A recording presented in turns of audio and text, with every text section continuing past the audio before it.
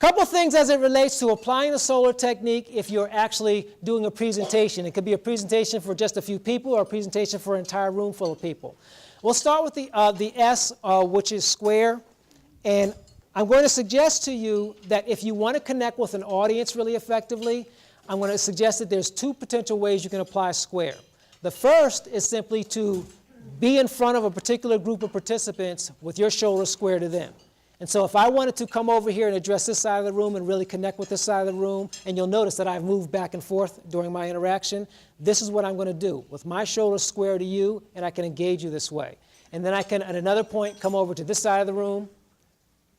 I might want to come over to this table, and I could do this as well. And this works fine with a relatively small group. If you have 100 people in the room and it's spread out, you're going to be doing a whole lot of running all over the place if you're going to do it that way. So the other way to do it is to think more in terms of angles of connection. And what you can do is, obviously, I don't need to be square with this table because there's nobody there, and I don't really need to build a relationship with the gift bag. So it's not real important that I stay square here.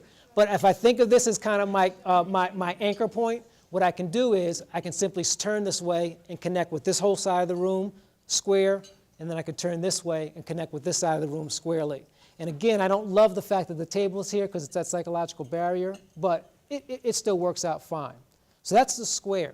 The other thing about space is, and I always suggest to people when they're setting this up, is to think about how you want people to be situated with each other. And that's going to be based on what you're doing. Now, you just experienced a piece of what I do typically with involvement and getting you up and moving around. And so I knew there wasn't going to be a lot of it, so that wasn't a big deal. But one of the things that you want to think about if you're going to do a presentation is how do you want to use the space that individuals are going to need if they're doing activities? Is it going to be more of a lecture? So you need to think that through as well. We've already alluded a bit to the open as it relates to working with a group. And for me, a lot of it has to do with how you physically structure the pieces of the stuff in the room, the tables in the room, and the tables themselves. So we really touched upon that. The L would sound like it wouldn't be relevant for the most part, and if you're actually doing a presentation that's maybe an hour long or however long it is and you're going to be standing the whole time, it really doesn't. However, if you're doing a workshop, like I do lots of workshops, the reality is that the L can come into play if you have people break out into small groups to do work. Because what I often do is actually go sit with those small groups. And what I'll often do is I'll come up, put down a chair, have a seat, and just lean in without necessarily saying anything, just to see how people respond and see what people are saying and what they're talking about. And so that could be a really powerful way to connect with small groups when you're doing a presentation that maybe has some breakouts and having people work on things individually.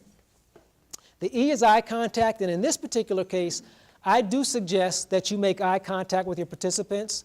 Now, here is a common mistake people make when they make presentations when it comes to eye contact. And actually, I won't even tell you. I'm gonna see if you can tell me. Who do we tend to look at as facilitators in terms of the people in the audience? Who's looking at you? Who's looking at you and doing what? Nodding or listening? Nodding, smiling, acting like they care about what you have to say. And the tendency is that if Julie's doing that, I'm going to talk to Julie for the whole presentation. And you don't want to do that.